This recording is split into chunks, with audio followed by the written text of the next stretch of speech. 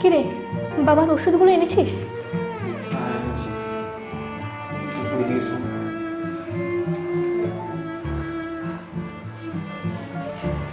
বাবার এই মনটা একদম ভালো না, মুখের জল জল। তাহলে তো আবার হসপিটালে ভর্তি করতে হবে, সে তো অনেক টাকার ব্যাপার।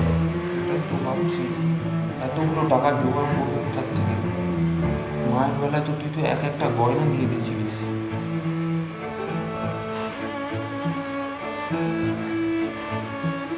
তাও কি আর মাকে ফিরিয়ে আনতে পেরেছি?